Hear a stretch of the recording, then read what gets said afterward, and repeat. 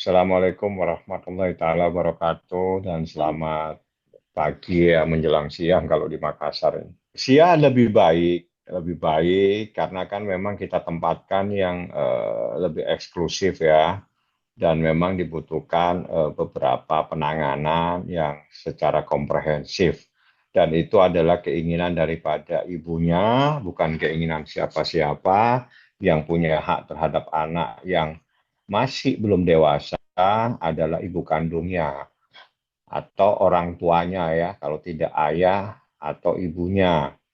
Laura, anak masih di bawah umur, secara hukum juga belum dewasa menurut KUH Perdata. Sehingga semua itu menjadi tanggung jawab dan masih harus mendapatkan persetujuan dari ibunya, yaitu Nikita Mirzani. Nikita Mirzani mewakilkan kepada saya untuk bisa memberikan yang terbaik buat anaknya. Nah, setelah itu kita melakukan proses termasuk untuk bagaimana dilakukan pendekatan, dilakukan mungkin assessment dan sebagainya di satu tempat yang saya katakan tempat yang sangat eksklusif seperti itu. Artinya ini lebih istimewa ditempatkan sama ibunya dengan ada juga konseling, ada juga mungkin sesuatu yang bisa dilakukan oleh orang yang mempunyai keahlian di bidang itu. Jadi ini betul-betul beda. Jadi ini seperti sekolah ya, seperti sekolah di mana sekolah ini bukan hanya sekolah untuk belajar, tapi juga mencoba untuk memberikan yang terbaik. Jadi konseling juga, jadi diajak komunikasi, diajak apa. Saya tidak perlu harus jelaskan secara mendetail karena itu adalah ini kita yang mencarikan yang terbaik buat anaknya seperti itu. Jadi ada sistem ini anggaplah ini makanya saya katakan lebih eksklusif karena ini adalah seperti sekolah, seperti sebuah sekolah di mana dalam tempat ini ada juga dokternya, ada juga yang bisa mengajak mereka diskusi, dialog gitu loh ya. Jadi hal-hal yang terbaik itu harus dilaksanakan dan dilakukan untuk kepentingan yang terbaik untuk anak seperti itu.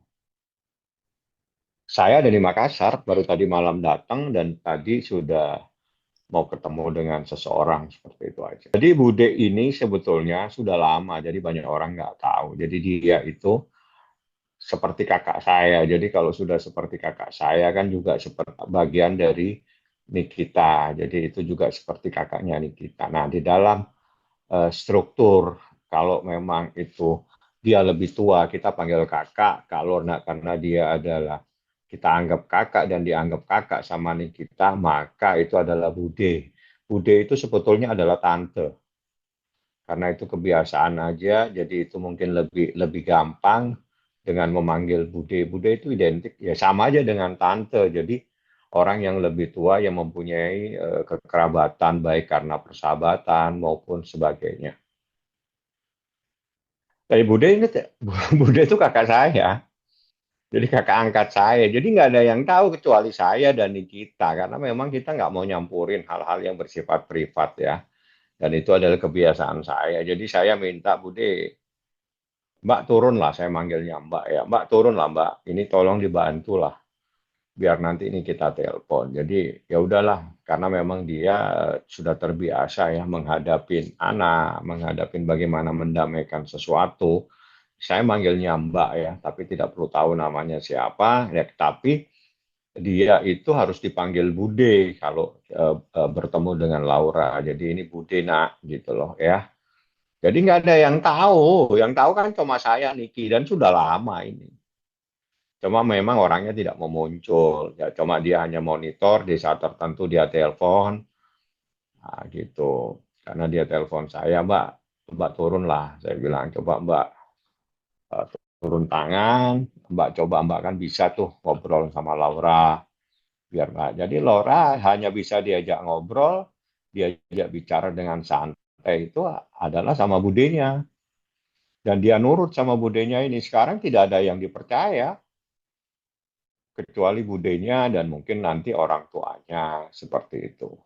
Nggak ada yang begitu. Apa sih yang seorang ibu itu mustahil melakukan hal-hal yang terjelek buat anaknya, pasti yang terbaik. Jadi jangan berpikir yang negatif lah ya. Jadi saya katakan orang mendidik anak itu metodenya itu macam-macam. Jadi jangan disamakan bahwa metode mendidik anak itu sama.